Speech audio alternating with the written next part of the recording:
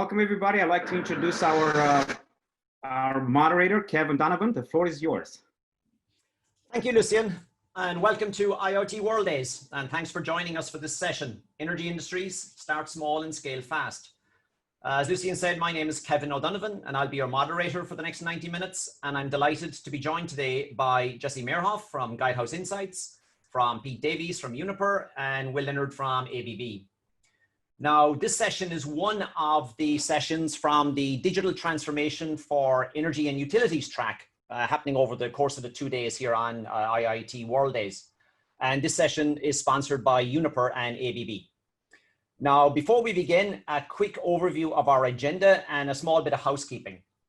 Over the course of the next 90 minutes, we'll kick off with a presentation from Jesse, will be followed by Pete, and then with Will. And all going to plan, we should have about 20 minutes at the end for your questions. Now, for those of you familiar with the tool and Zoom, you'll see at the bottom of your screen, there is a Q&A icon. So if you have any questions for anybody here during the course of the session, please type in your question in there. And I will be watching for that, and that's how we'll pick the questions at the end. Now, you'll also see there's a chat function. And feel free to use that chat. You can chat with any of the other attendees, but just be aware if you try chatting with me or maybe any of the other speakers, we'll probably be busy presenting and watching the Q&A, but we will follow up later. And this session is being recorded and will be available on demand, plus any questions we don't get to or any individual chats, or for those of you that are in Twitter land, there may be questions coming in through Twitter, hashtag IIoT World Days. We'll also be following up with those afterwards. So with that, may I introduce our first speaker. I'd like to welcome Jesse Mehrhoff from Guidehouse Insights. Jesse is a research analyst, and Jesse has been contributing to Guidehouse Insights virtual power plant solution. And Jesse, I believe your work focuses on demand response, the utility customer value solutions, and DER integration strategy. So quite a busy time. Jesse, all yours.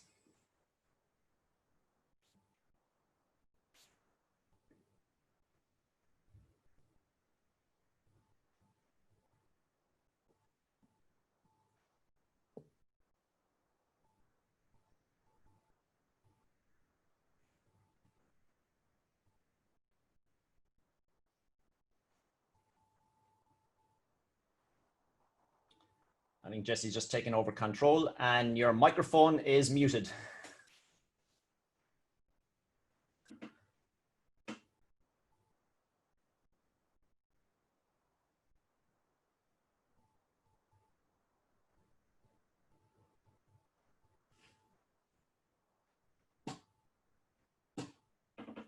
Okay, a bit of technical. Bottom left corner, there should be a mute. There we go. Sorry about that. It disappeared. No, I have used Zoom plenty of times, and yet I still can't unmute myself. So Murphy's Law. Well, thank you for the introduction, Kevin. I really appreciate it. Folks, thanks for hopping on. It's truly wonderful to me that while we have to be physically distanced from each other, we have people joining in morning, afternoon, evening, and all around the world to talk all things IoT across industries. So for my small slice of the pie, I'll be talking about improving customer engagement through utility online marketplaces. But before I dive in, I'll just introduce myself a bit more. As Kevin stated, I'm Jesse Mehrhoff, and I work with Guidehouse Insights, formerly Navigant Research, where I lead our virtual power plant research service. And virtual power plants perhaps don't necessarily sound like what we're talking about today, but in the vein of starting small and thinking big and scaling fast, I work to engage behind the meters devices from battery storage, solar panels, electric vehicle charging equipment, all the way down to those smart thermostats that are perhaps more in line with what we'll be talking about today. And so with that, I now seem to have trouble advancing. Let's see if I can advance. Yes, there we go. So with that, an agenda for today's presentation, I won't go into it too much, but to note that when we talk about utility marketplaces, we are really looking at marketplaces that have a variety of services available. So they're not just an online catalog, but instead they're offering customers of utilities the opportunity to engage by enrolling in programs, by getting in touch with the utility and speaking with representatives and really learning what they can do more to manage not only their energy, but their home environment. And so with that, at the core of the platform, the online marketplace is a web store, and it tends to be located within a utility's website and is really designed to target those residential customers as well as sometimes small and medium business customers. And there is a caveat in this, in that what we find is that in North America, these are truly typically designed by third-party providers, and they'll be white labeled and inserted within a broader utilities webpage. We also track this market in Europe, where I know some folks are listening from today, and sometimes this is a bit different. In Europe, sometimes we see that utilities actually own the marketplace and its suite of products. And so, for example, European utility Eneco owns QB, and that offers the Tone suite of products that some of you may be familiar with. You also see Centrica PLC owning the Hive Home products. So there are some nuances, but at the end of the day, there's this entire catalog that folks can click into and find online depending on their utility and their utilities platform provider. And I want to draw your attention to the bullet at the bottom here about these non-energy related goods, because one of the strategies of a marketplace is that the utility is trying to capture a variety of customers. And so, of course, there are folks that are in this session that are excited and care about our home energy management, but we're also seeing technologies like game consoles, sound bars, security equipment, whether it's cameras or doorbells. And that's not to say that these marketplaces are competing with big box entertainment stores, but instead they're really trying to appeal to the masses to drive traffic to the website and to allow folks to come on so that that engagement arc and that engagement can start. And so again, these marketplaces, if I haven't emphasized it enough already, are truly not just about moving products. They're really about engaging customers in a variety of ways, and our research finds that the successful marketplaces truly are multifaceted. And so rebate processing and instant rebates like you see here, along with chat bots and chat assistants, tend to be the most common. But what we see is that these providers are leveraging both their internal and their external partnerships to actually drive deeper solutions that you might not be able to get on an Amazon or a Target or a Walmart website. And some examples of that, I think, here in North America, we see these internal partnerships. For example, Uplight, they're a platform provider. They came from the merge between Simple Energy and Tendril. And with Tendril's, or legacy Tendril's orchestrated energy technology, as customers buy tools on the marketplace, they can directly enroll in demand response and other demand side management programs. We also see AM Conservation Group. They're a provider that's part of the Franklin Energy family, and they leverage Franklin Energy's Engage platform to allow customers who do purchase tools that may require a third-party contractor or additional installation to actually schedule that installation at the time of purchase, just taking out or removing one of those barriers to getting the technology in the home and activated. External partnerships drive this as well. Energy, a choice-based platform provider, partners with Oracle's O-Power technology and really uses the data points they gather from customers browsing and making purchases on their marketplace to create an engagement arc that can drive return visits and deeper engagement with the utility. And so moving on, there we go. And so these factors together really do drive the growing trend of marketplaces, and they're creating a customer-centric shopping experience. And so once more, these tools aren't trying to compete with Amazon, they're not trying to compete with Walmart, but that doesn't mean that they're not taking lessons from them. And so we're seeing product information reviews, tools that allow customers to compare whether it's their smart thermostat, their light bulb, their plug, with other options available to them to make the right choice. You see bundled savings and free products, as this Hive Home banner on the right here shows. And again, free shipping, fast returns, all of these tools that make it easy and help customers just buy and get these technologies into the home. We also see that rebates can act like promo codes or coupons that you might enter when purchasing a product from another site. And with that, again, targeted marketing. We all know when we shop online, our data is often being collected and used. And so what we can do is actually realize what customers tend to browse, what they tend to revisit, and what they purchase. And then what they purchase can trigger a different set of options, like this Oracle banner shown on the lower right here, that show them more no cost, low cost, and perhaps occasionally higher investment opportunities to continue engaging both with the marketplace and with their energy provider. The last bullet here is a little bit different than the others, but it is a driver that a lot of utilities report. The ability to tackle plug loads is really challenging with a lot of traditional efficiency programs. And what that is to say is that we look at building envelope, we look at HVAC efficiency, process efficiency, but getting the power drawn down from devices and appliances in the home can be a challenge. But when you're able to track efficient appliances, smart appliances back to a marketplace, you create the opportunity for the utility to start to claim those as energy efficiency savings, which can be valuable if the utility has mandated targets. And so with that being said, while this is all well and good, and while we do, and I will show you the growth of the marketplaces we forecast on the next slide, that's not to say that every utility has them, and that's for good reason. And so here, some of the barriers we see are teasing out those attributable savings. So again, tackling plug loads, it's a challenge. It's really hard sometimes to connect a purchase to a marketplace, especially if a customer goes on, they collect information from their utilities marketplace, and then they default to buying it from another online retailer like Amazon pictured here. And so that's to say those competitions from online retailers really do still exist, because many of us, if you need to buy something, think what website you go to. Even if it's a light bulb or plug, it might not necessarily be your utility. And so there's some relearning and remarketing that needs to be done to draw folks to that. I already talked about the distinctions between the marketplaces, and so we don't need to go over those again, but what those distinctions between Europe and North America, where today we really see marketplaces as active, is that the models don't easily translate from one to the next. And so what that's to say is where we have European marketplace players that we've tracked, they may have had investment in the United States and North America more broadly in the past, but they've actually drawn that investment out to refocus on Europe.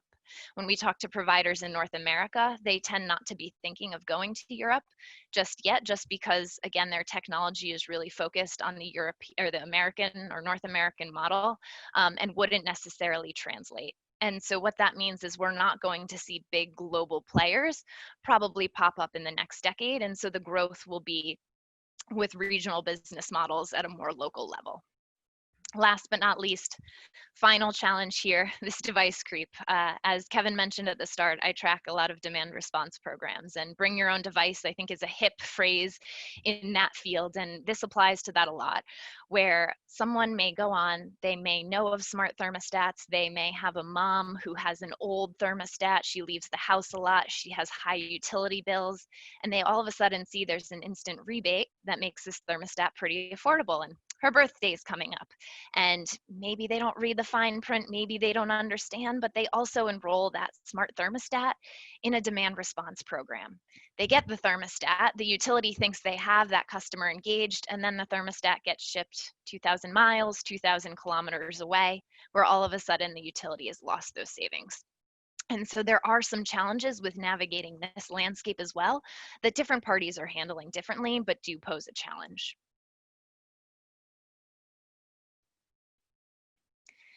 And so we won't spend too much time on this case study in the interest of time and passing it to the other speakers, but I do just want to point out that there are case studies and evaluations out there, and they can be a really useful tool for evaluating not only the savings that could potentially come from a marketplace, but what else there is to find, what other data there is to understand whether or not some of these tools would be cost effective.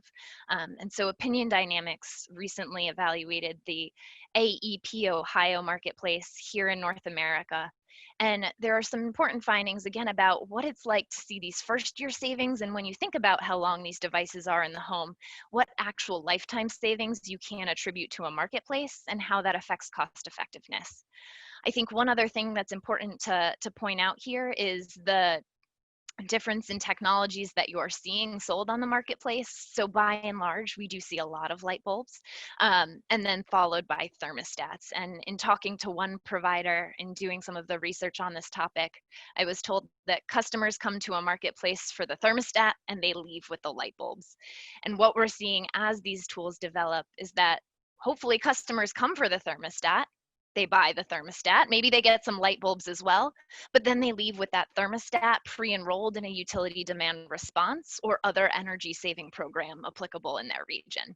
Um, and so the last point I guess I'll make on this slide too is that some utilities find that these are really great tools to engage their customers, they're cost effective, they're working well. We also talk to utilities that do operate marketplaces today and find that they're gestures and they're good customer engagement tools, but they're not quite cost effective yet. And so there is a whole range again that I'll just leave at this point, and this is just one of those data points.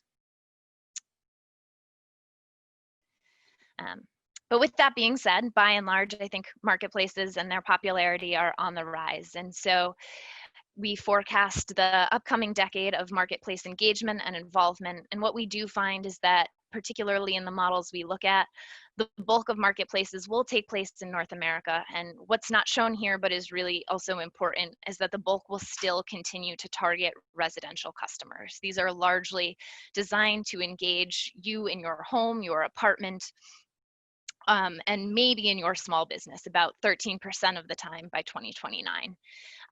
As bulleted here, we again have those light bulbs, the thermostats, and the smart plugs, but some of the other technologies that aren't listed here that will have significant sales over the marketplaces include those self-install efficient appliances, water conservation technologies like low flow faucets and shower heads, weatherization, and again, those security features like cameras and doorbells that aren't necessarily part of energy management, but are part of the broader smart home.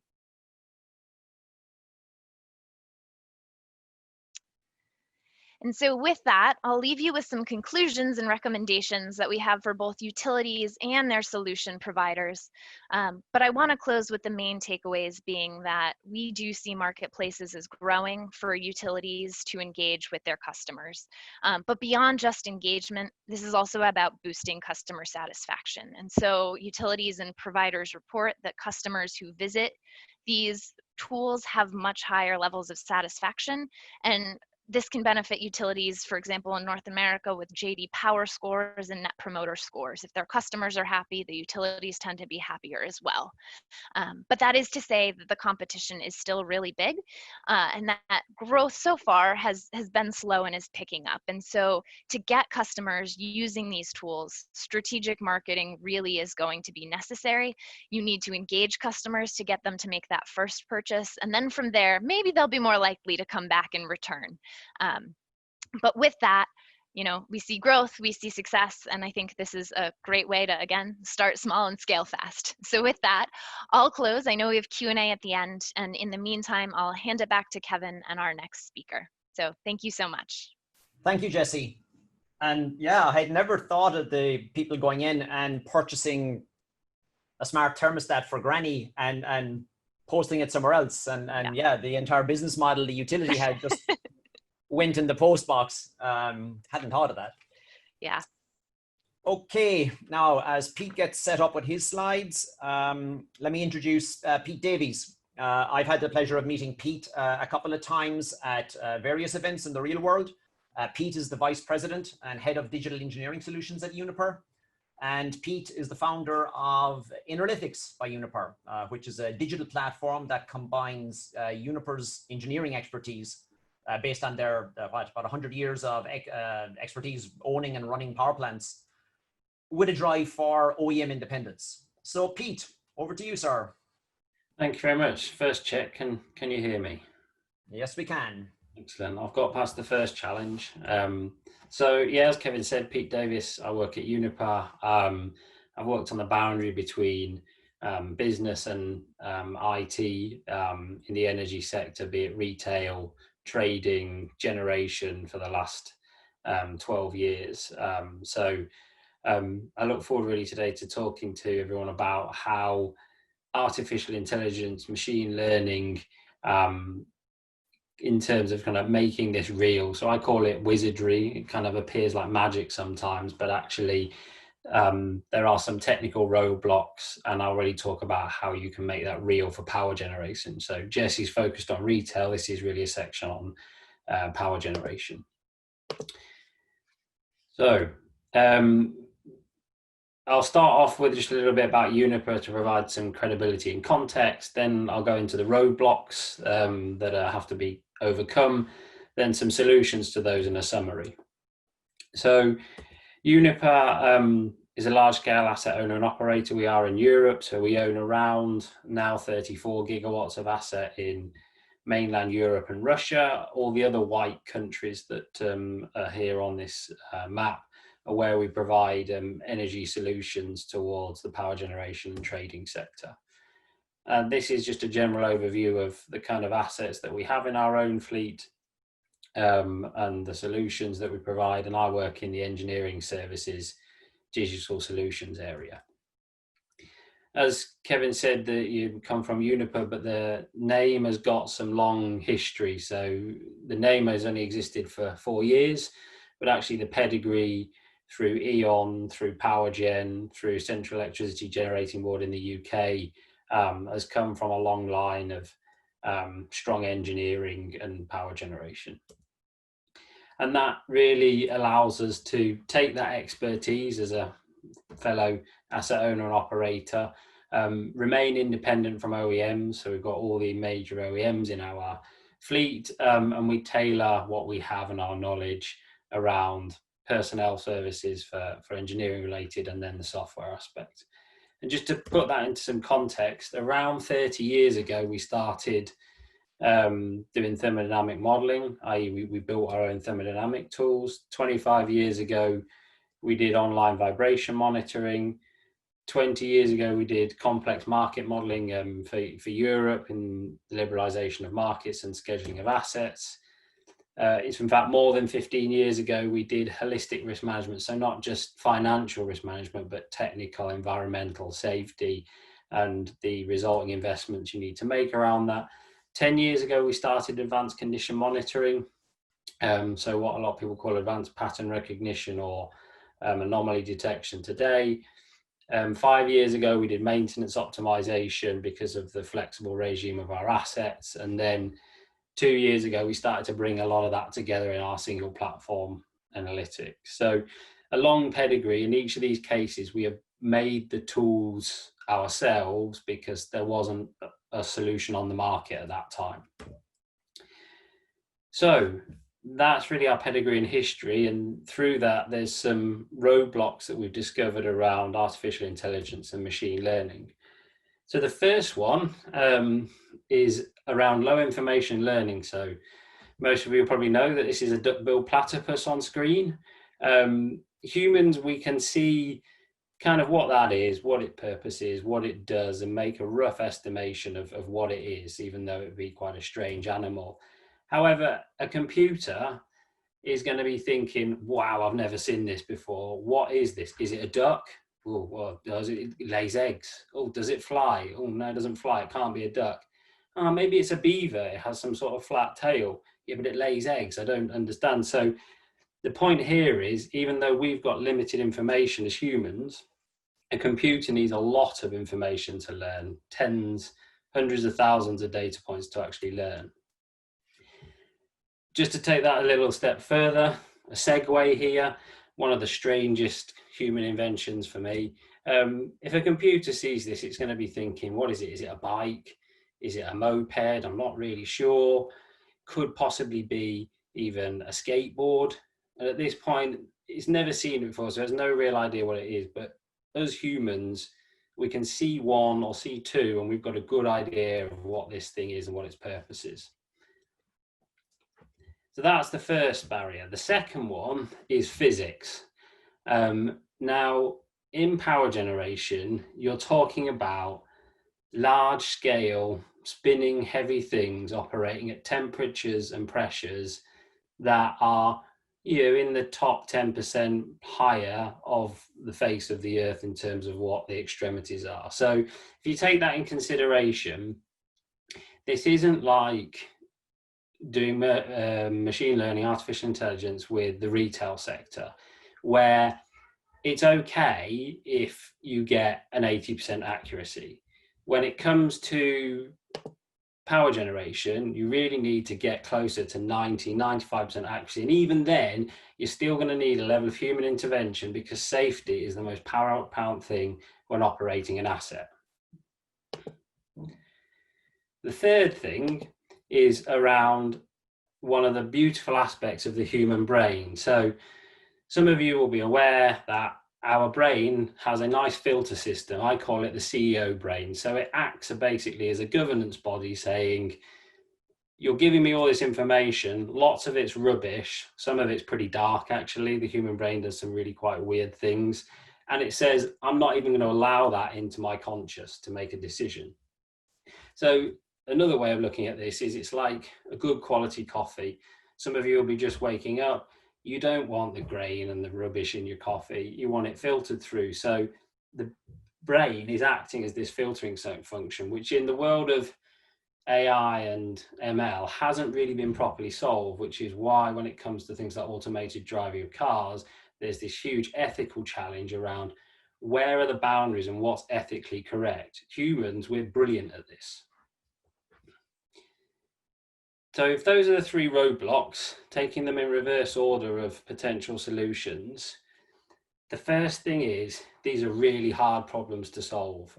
Otherwise they would have been solved already, honestly. And therefore teamwork is required. And you need teamwork between statisticians, mathematicians, people with domain knowledge, classic engineers, experts in their field, and software engineers to be able to give performant aspects. And only when you get that three-sided, in this case, a Venn diagram together, you can make better decisions, which is really what AI and ML comes down to at the end. So let's take the CEO brain. The first thing is, don't give everything to a computer. And the title of this section, Starting Small, Scaling Fast, is really apt towards this. So give the computer parts of the problem. Now, if I just here quickly show how Uniper looks as its asset base. So we look at what we call a 3-6-1 model. So 1 is your license to operate, 3 is safety, compliance, making money, and then 6 is Carfax. So those in the generation sector will recognize the 6 terms in the middle, and really Carfax is about effectively making money. And the thing is, every single asset will be needed to be strong in some of those areas. Being strong in all of those areas is effectively too expensive. So you have to choose what is the key problem or opportunity that needs to be resolved. And that's what we've done at Uniper. So in the case of if it's about managing risk, you implement risk management solutions. In the case of we're talking about maintenance aspects, then maybe you want to implement something like advanced condition monitoring or maintenance strategy, review and planning aspects. But then when it comes to the performance piece, maybe you need to implement performance tools or thermodynamic tools in the case of where the asset has important heat exchange. So key thing here is don't just do digital things because it's cool and interesting. In a lot of cases they are cool and interesting, but pick a problem that the asset needs solving and focus on that aspect first. So this really is just another way of looking at the problem in terms of different discretions of spend, be it CapEx, OpEx, etc. But the same method here applies. So you've got to a state with your CEO brain and you've selected your focus area. Now, when it comes to these risks around large scale assets, build up the solution piece by piece to understand where the risks are and start to increase your complexity when you see value. So this is a process that we use with our assets and clients. We first of all put basic data connections in, get the system running, provide some sort of visualization, information sharing, data sharing on what the asset is doing. Then once that's become comfortable and familiar, you can start providing alarming levels, commenting, alerts, understanding of what's going on, before finally, once people have become comfortable with that and the risk level is understood and the decisions that have been taken as a result is understood, you get to decision support. So actively saying, this is the solution to this problem. And all of that can take quite a bit of time, in all honesty, but it's all about managing that risk. The final piece is on low information learning. So we've selected our focus area, we're managing the risk with stepwise implementation. We've come to that last phase of decision support, ML and AI. The question is, do you have enough data, or in particular of the right data? So let's take an example. In this case, we're going to look at identified faults on a power plant, or diagnosed faults that you have on an asset. So historically, this has come through a form of anomaly detection. Then an engineer is performing a level of diagnosis. That diagnosis becomes an identified fault that is sent to site. So in this case, when we did advanced condition monitoring starting 10 years ago, we did anomaly detection, but it didn't auto-diagnose anything. That was still down to engineers performing that aspect of the job. So then the question is, how big does my data set need to be? Well, there's a number of ways to look at this problem, and there's no exact science or answer to this. So I'll just take two ways of looking at it. We take around 1,500 tags when looking at a generating unit. And one way to look at how large your data set should be is multiply the number of inputs by 10. So we should have 15,000 detected faults. Or you can look at the number of classes. So how many fault types are there off the base of the inputs? In this case, there's around 350, say 300 or 400 on an asset for around 50 different asset categories. And again, you multiply that by 10, giving around 3,500. So to play safe, it's anywhere between that kind of range of 4,000 to 15,000. So that's a lot of identified faults that you would have had to have built up over time to understand. Now, how much data do we have at Uniper to give you an idea of how hard this really is? So today we monitor 108 generating units or wind farms. A wind farm we class as a whole generating unit, even though it could have 50, 100 turbines in it. We've done advanced condition monitoring for 10 years. If I just assume a linear growth here, it hasn't been all linear. And we're conservative in diagnosing faults. Let's say we get 1 per month with an average of a 4-week outage, so roughly 11 per year. That would give us this cumulated basis of around 6,050 faults diagnosed. So we're in the range, but we're not at the top end of that range. So taking all of that learning, what we've managed to then do is come up with a virtual analyst. So the first step, which most of you know, most of the problems are generally instrumentation failures, is to pull out those instrumentation failures.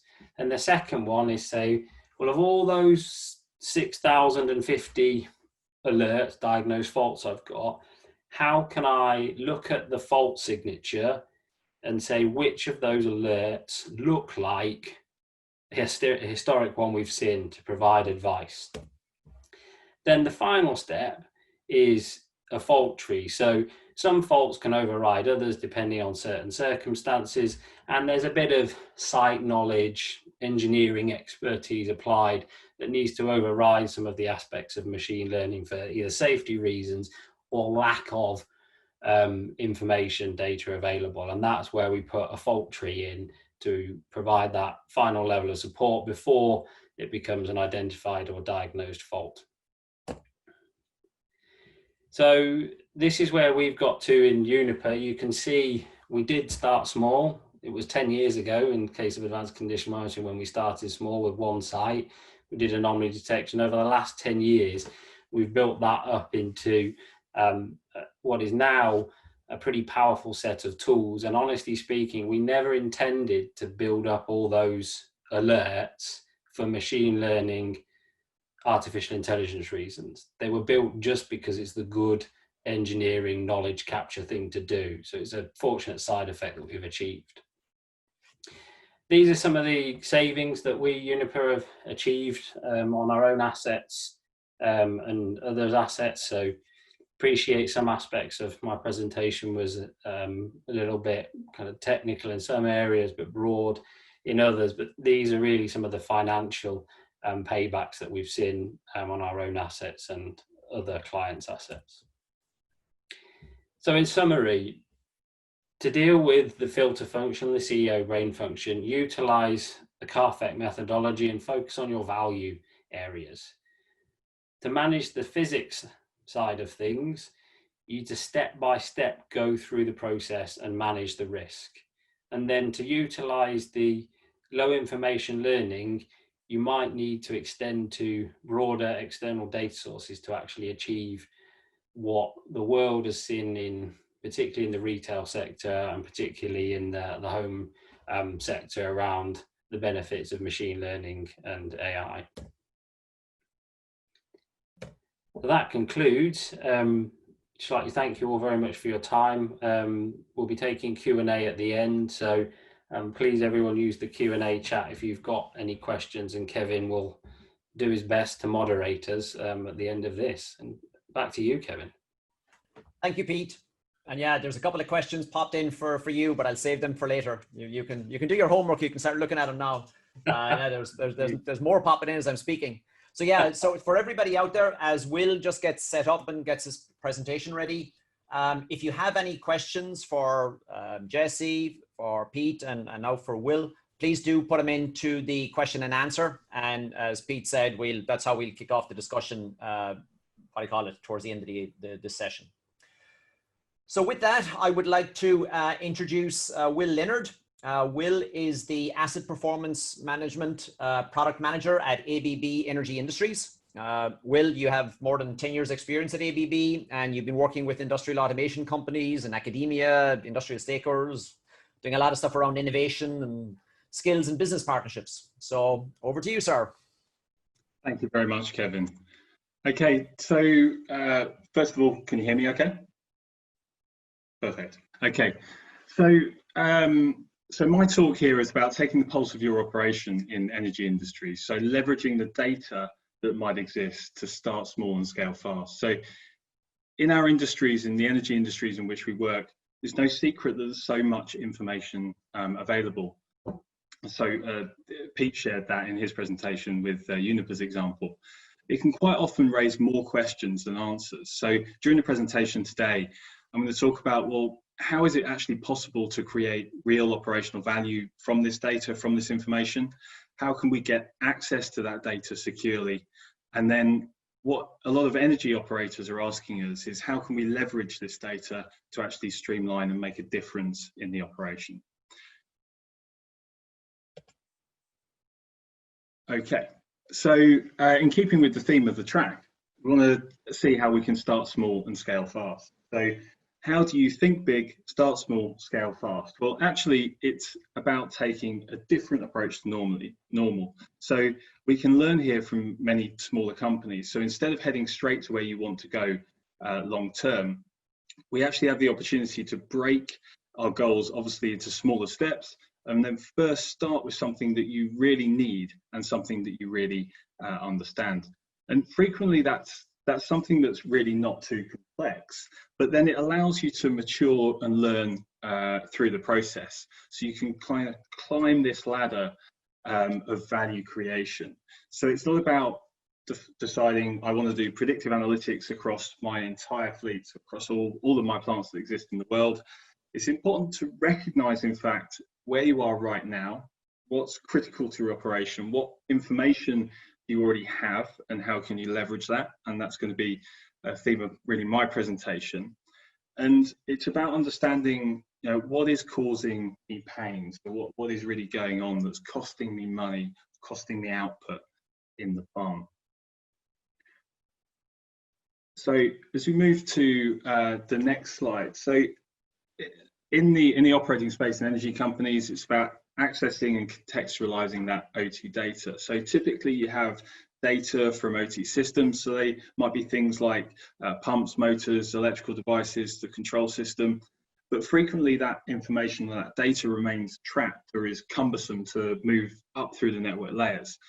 So companies often struggle with aggregating this data, integrating it together so you can then visualize it, analyze, and use kind of predictive functions that are available in the IT space because you're dealing with your OT systems. So it's quite a complex puzzle to solve. But there's new ways, new technologies that allow you to do that, and I'll take you through some of those. So what data are we typically talking about that we want to contextualize? So it could be time series information, so such as from a flow meter or level switch. It might be alarms and events from things like control system or other systems. So an event might be on or off, or the status of a particular bit of equipment. Or it might be vectors or high frequency data. And today, this really valuable data here, we see really not being used very often, or if it is, then it's typically only on a single premise.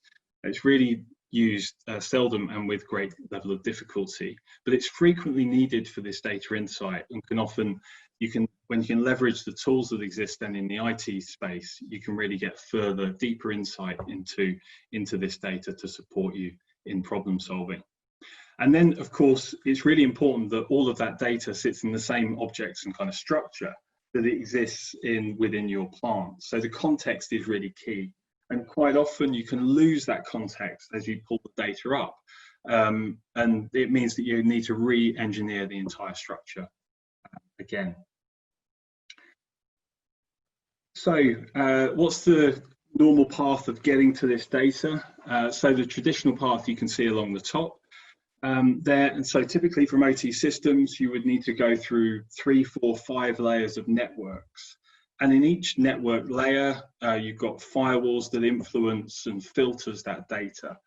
And that's really not good for actually then leveraging that data to then do anything with it. So when things are acting as a filter, then you're losing the quality of that data, you're losing the context, and you're losing things that you might actually really want to help analyze. And things can also slow it down as you're going through the network layers. So of course you're doing this as securely as is traditionally thought possible. And quite often though, with adding the layers of security, because firewalls that exist across OT networks are typically from different vendors, it makes this whole data stream actually quite difficult to maintain. So instead, it's actually possible to get the data directly, and I'll come back to security through the rest of the presentation to see how you can do that. But if you can get to that data and you can get that context, and you're not having it influenced by these different network layers, then of course you can do something better with it.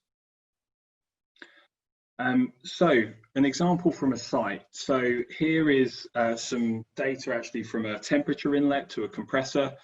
As you can see, it's not in very high resolution. This was over a period of about a week, and it looked something like this to us. So you can see an overall trend, but it's not really the sort of data that's useful to analyze. But if you can get the data directly from the sensor, as in fact we did in this case, then you can see actually there's much more going on in that data than you first saw. So you can see here that the higher resolution data, when it's possible to get the data directly from the OT layer, is far higher resolution and far better for your data analytics than just going through a standard process historian. So of course, the data context really matters. So it contains, by going in direct, it will obviously contain the data that you already see in the control system. So here it's a motor driving a water injection pump, I think. But so you can see the data that's related that you would normally see in a control system, but then you also see data related to its status. You also see alarm and event data, and you see this high frequency information, as well as things like mapping of fault codes to text to then allow you to understand the current status of that equipment. So I guess you're going to ask, well, who's done this? So here's an operating company. It's IKEA. They're an offshore upstream operator. This was the platform Draugen that I think they bought from Shell a few years ago.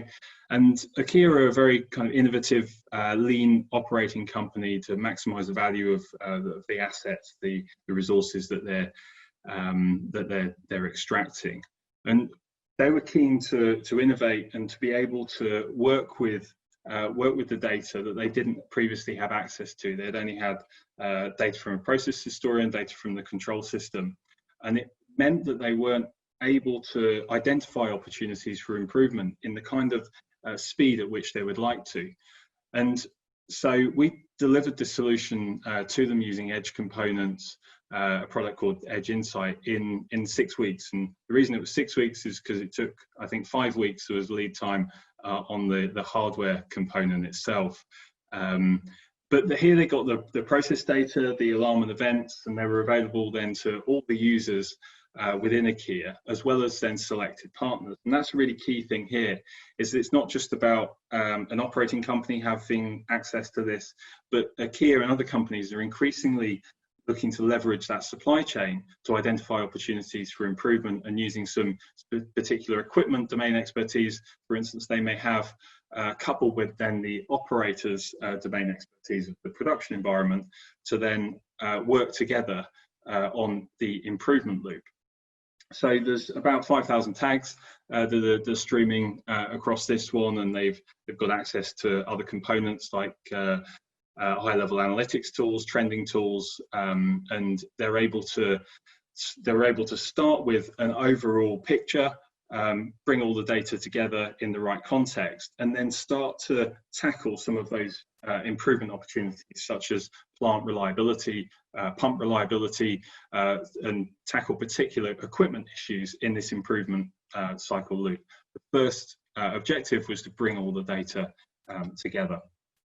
And so you can see here, this is one of the dashboards actually from a few weeks ago. This is when they brought all of the data, and it gave them insight that they never had before. So this was the overview, and then of course then they were able to then drill in to the particular areas that they wanted to focus on, and then work with companies like ABB and other vendor partners that they have on those improvement opportunities.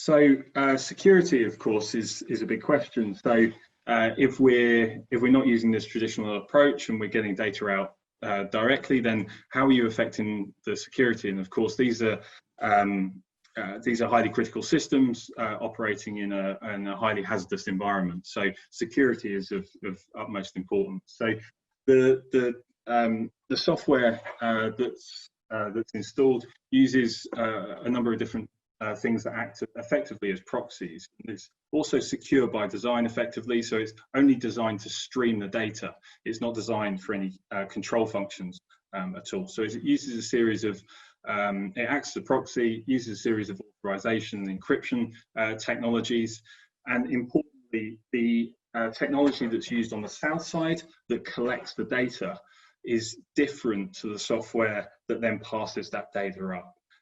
So you've got the kind of security levels that you would expect to see in this type of environment, but actually using the technology that's now available, use of edge computing and streaming of data to allow you to access this data at a higher frequency.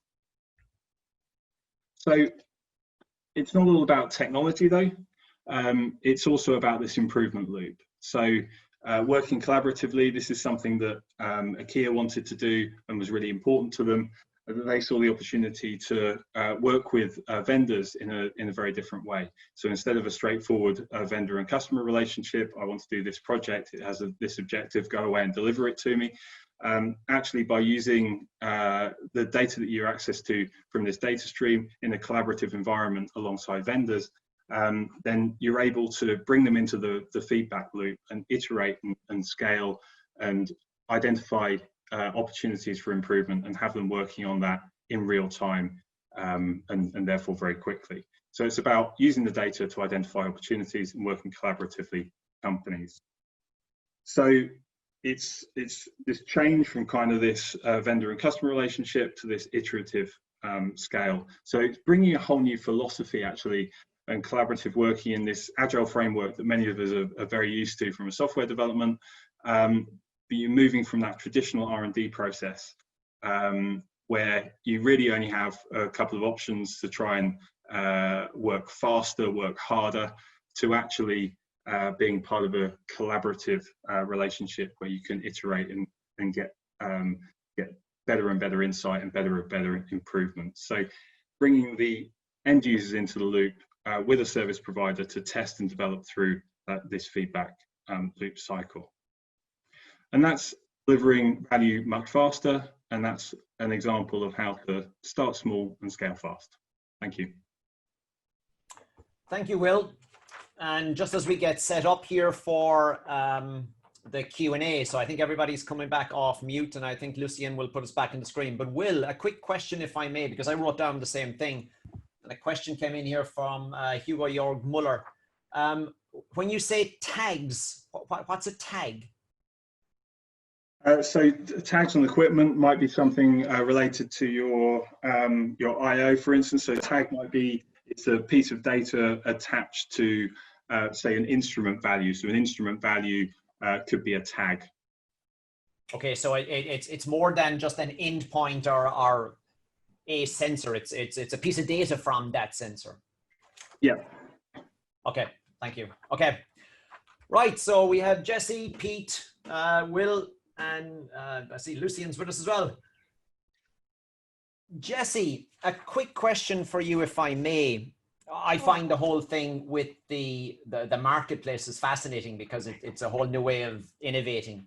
But in the last 3 months, we've seen, our world turned upside down. Has COVID impacted this whole marketplace thing with people looking for cheaper energy, less energy, or?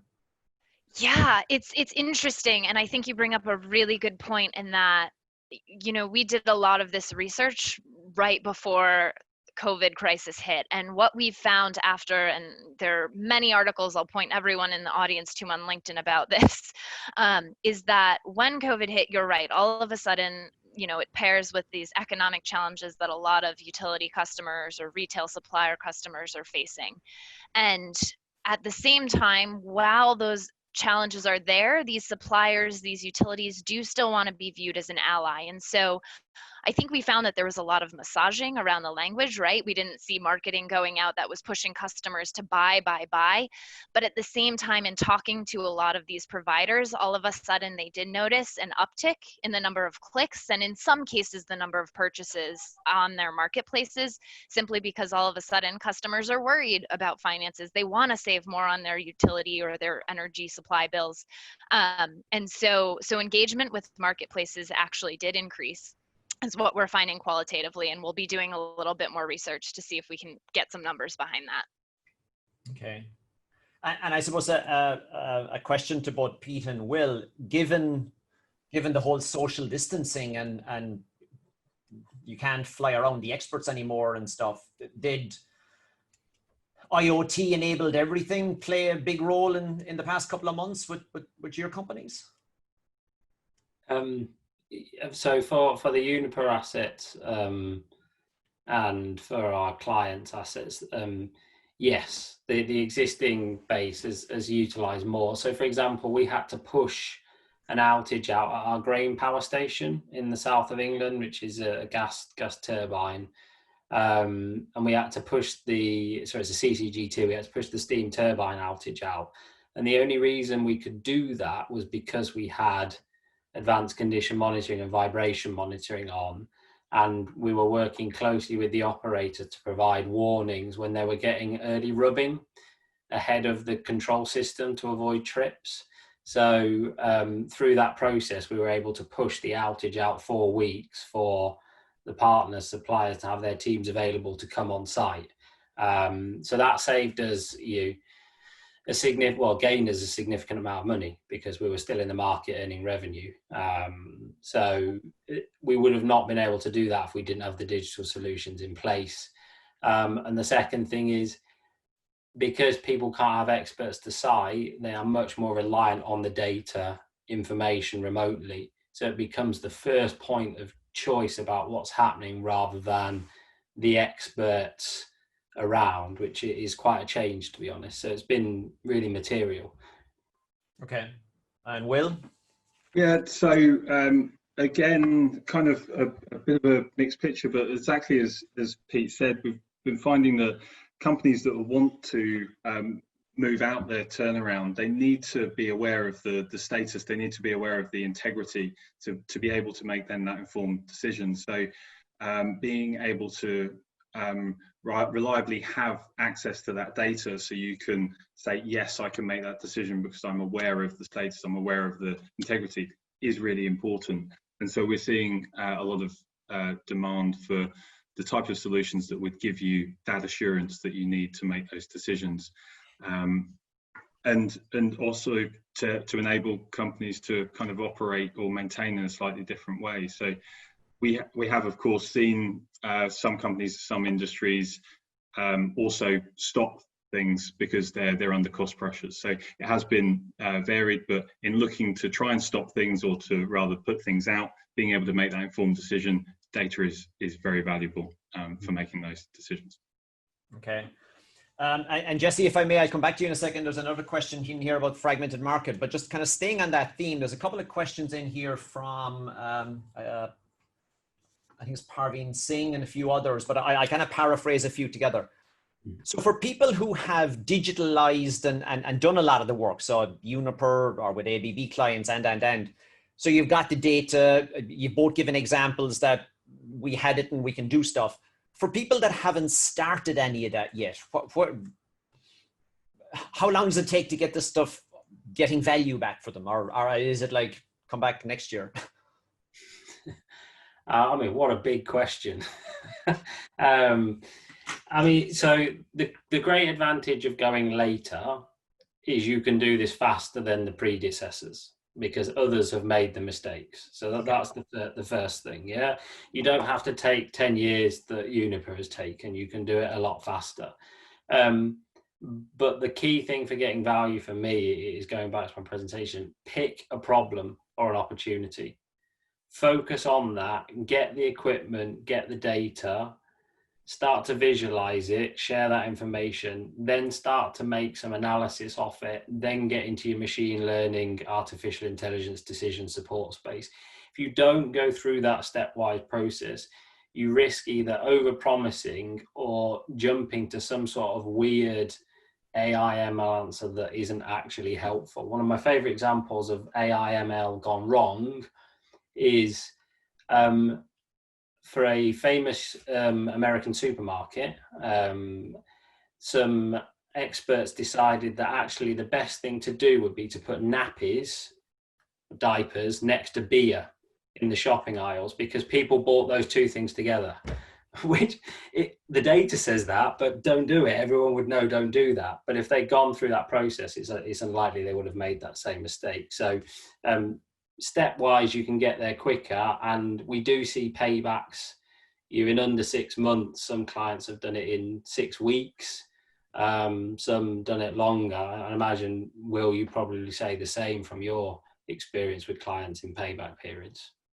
Yeah, exactly, and it varies. It depends on where the company is currently at. I mean, the example I shared was quite an aging asset, and we were able to get them up and running with accessing the data at the kind of frequency that they would need within 6 weeks time. But it varies operator to operator and environment to environment. But exactly as Pete said, recognizing the problem that you're trying to solve rather than kind of mistaking some of the tools that can enable you to solve the problem as a solution itself. So machine learning, artificial intelligence, putting in place a platform, for instance, is not actually the end point. The end point is what do we need to do? What's costing us money?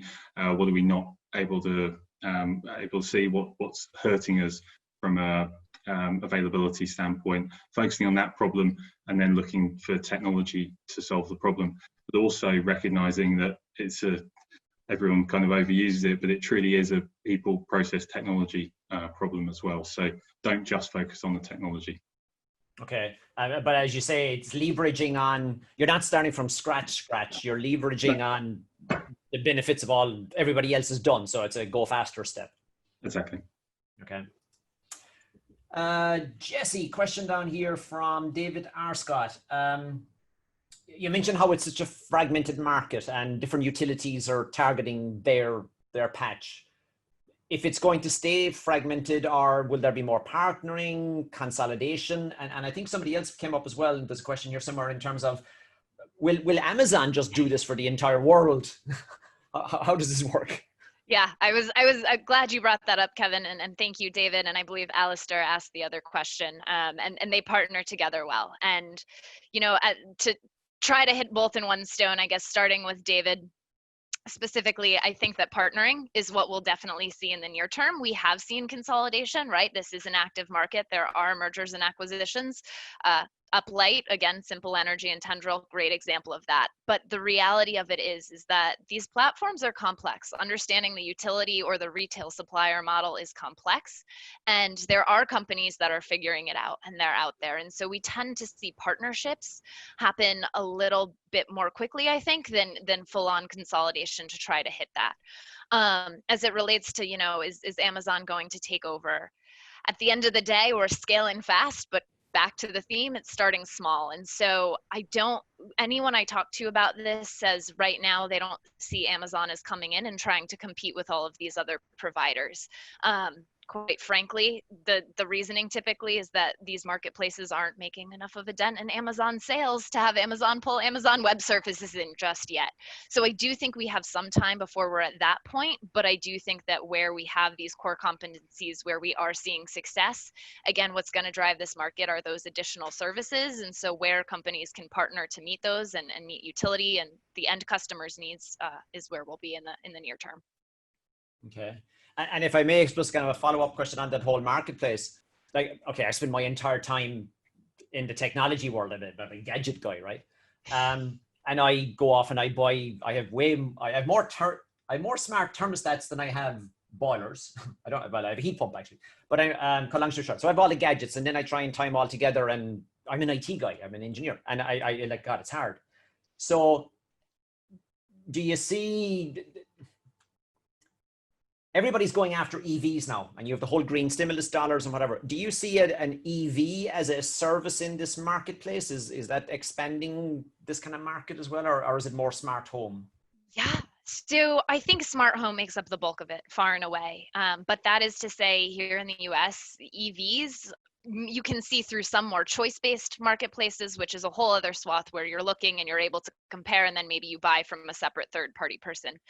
The chargers, though, the level 2 chargers are actually for sale on some marketplaces already. And I think that as utilities develop managed charging programs to control the charging, you know, for peak demand, for time varying rates, load shifting, they'll be incentivized to put those chargers on the marketplaces so that, again, you can get the charger, you can directly enroll.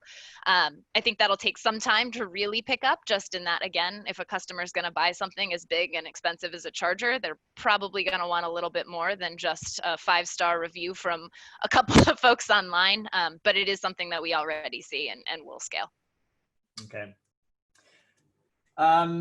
Pete, there's a question here, and I love asking this one.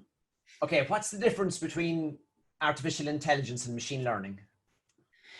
Well, I mean, yeah, it's kind of the key question that gets asked a lot of times. So thank you for asking that question, Praveen. Now, the real problem in the artificial intelligence machine learning sector is, one, the industry is really quite immature. It's not like mechanical engineering or medicine that's, you know, hundreds of years old. So the language that's been used is not at the maturity of other disciplines. So that's the first thing to keep in mind, which means that you get slightly different definitions of what artificial intelligence and machine learning is. So I'll give you my viewpoint based on the experience of the last 10 years. So when I talk about artificial intelligence, I'm talking effectively about large scale, deep neural networks, because it is a replication of the human brain, neurons, axons firing, etc. So most people now generally term AI, artificial intelligence, as a large-scale, deep neural network. Machine learning is more things like pattern recognition, classification, regression, etc. They're all kind of intelligent/dumb methods, depending on your viewpoint. None of them are quite a replacement of a human being yet, but they get used together because it covers that whole section of where you can use data to learn something, which then can produce results. Okay. Will, anything to add or? Oh. Sorry, no, Pete explained that perfectly, Kevin. So yeah, couldn't have said it better myself. You know, sometimes I go haunt marketing people at events when I see AI plastered over them. Oh, what kind of AI have you got? And kind of scratch under the surface. But no, it is a fascinating field, and one that's just expanding, right? And we've seen probably more digitalization in the energy industry in the past 3 months than we've seen in 3 years, simply because it's a lot of it was using stuff that was already there. I think you all mentioned it, is that it's about, it doesn't necessarily mean you have to start from scratch and build stuff. The data is there. It may not be complete and whatever, but you can, I think it's the pace of adoption as opposed to building out new stuff has been fascinating in the past couple of months. Okay, a couple of other deep questions. Pete, one quick one, if I may. There's questions coming in, it keeps moving. Somebody asked a question from Mohammed Raza. Pete, is Enerlytics applied at other utilities? So we don't just apply on our own asset basis, but applied on other companies. So we've got clients in Australia, Middle East, US, South America, not Africa. So nearly every continent, not Africa and not Antarctica.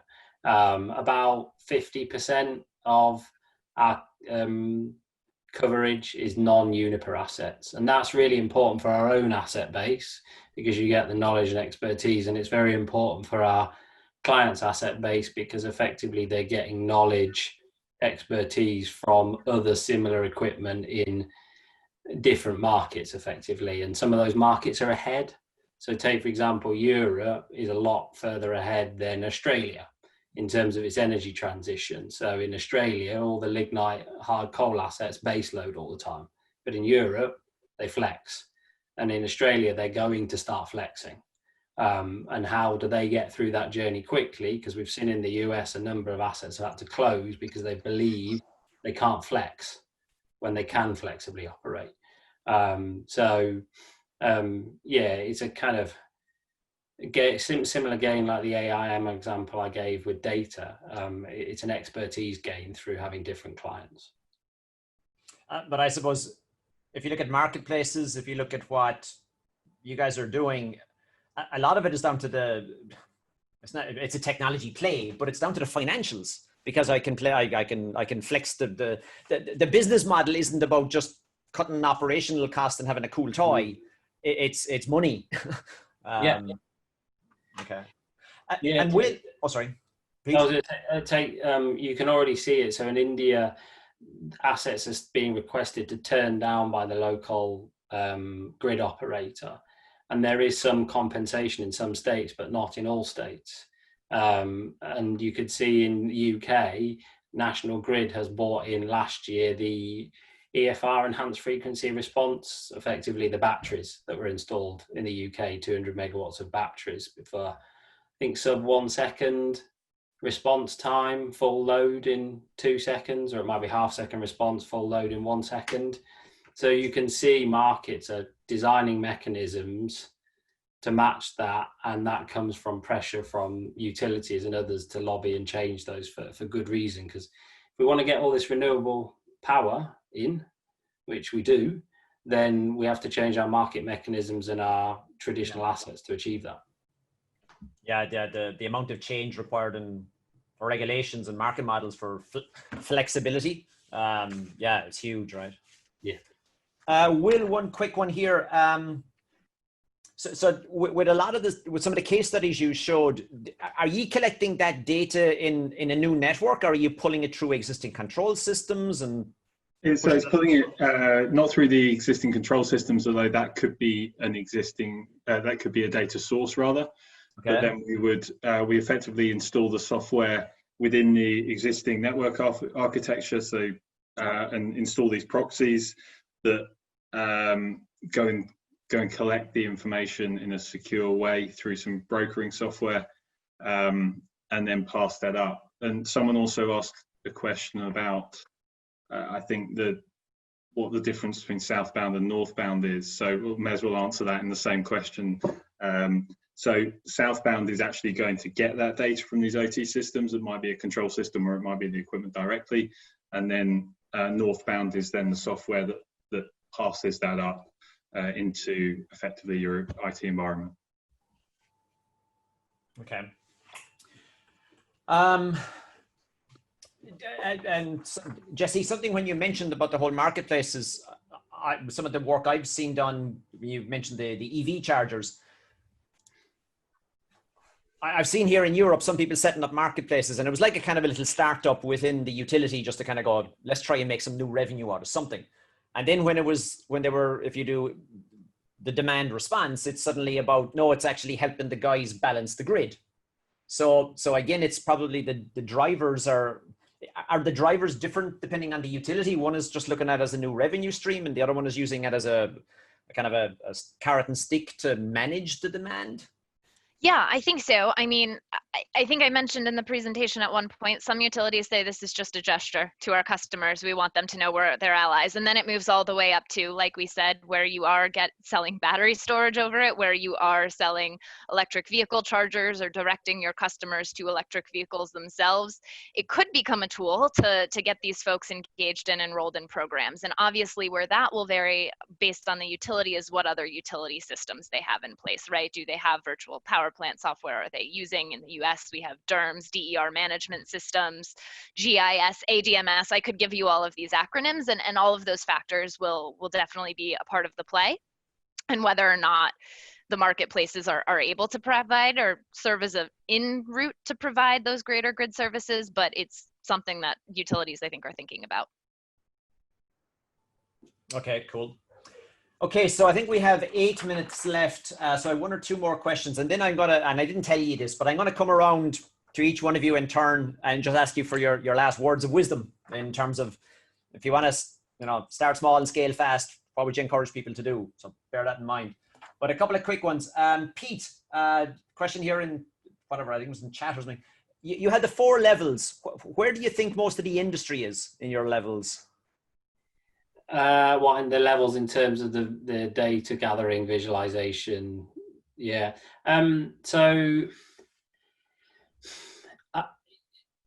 Yeah, if I went into the kind of mathematics of it, the variance would be the whole set. So you can't really put an average, on where it is. What I would say is that no single company has fully covered all of this off yet, and there's a long way to go in some cases. Even a few of Uniper's assets in the hydro fleet that are small scale generators, we don't monitor them because actually it's currently financially not sensible to do that. Okay. So as the cost of technology comes down, we will do that. So there isn't a kind of clear answer onto that. It comes back to what I said at the start and in my presentation. Pick your problem and your opportunity, find the technology, process and people to fix that, and then you'll get the benefits, and keep doing that again and again and again. And you'll start to reap some fairly serious returns quite quickly. It's not like building a big wind farm or a hydro system or anything like that. You're looking for continuous small gains, and you've got that flexibility with the digital solutions that don't necessarily exist with a large physical asset. Okay. And before I come to my last question to all three of you, just one here, Will, from Sunbash B, and I'll read out the question because I don't understand it. Hey, Will, are we moving towards a design architecture where MES systems and security levels 1 to 4 are slowly disappearing?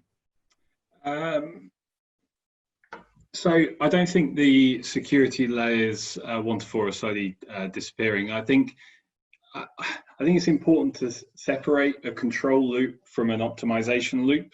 Okay.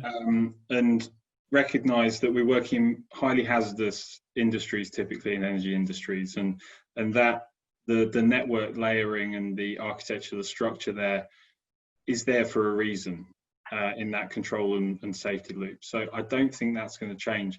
And typically, as well, you need to be able to act. You need your systems to be able to respond really, really quickly in that environment. In this optimization loop, you're looking at often quite large amounts of data that you don't need immediately, but it's part of your ongoing optimization loop. And it's important, I think, to separate the two and recognize the type of information that you need in one for your control and safety system and to perform those important functions from the type of information that's important to you to improve things like reliability, to solve some of these problems that you can do on an iterative basis, but whilst maintaining the integrity of your control and safety system, which is paramount. So I don't think in the highly hazardous industries that we're operating in, right now, I don't see the two converging for some time.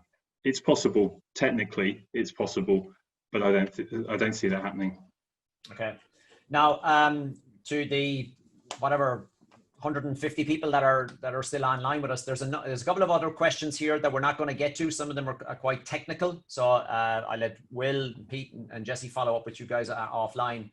But whatever, we've 4 minutes left. So if I may, Jesse, what do you say to utility energy companies out there when they go energy marketplaces?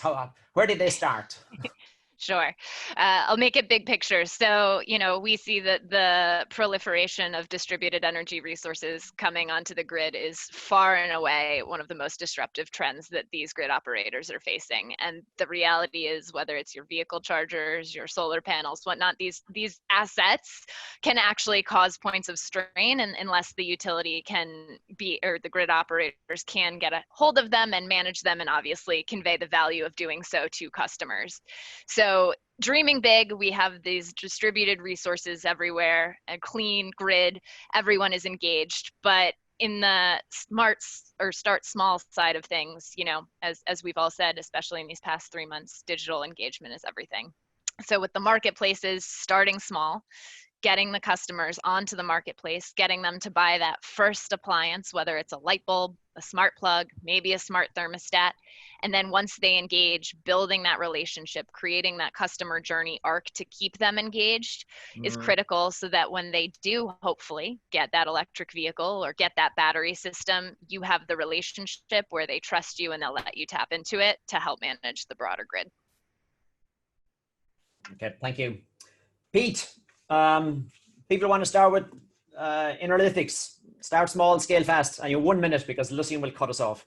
Yeah, so in short, pick your problem, your opportunity, identify your technology and your solution around that.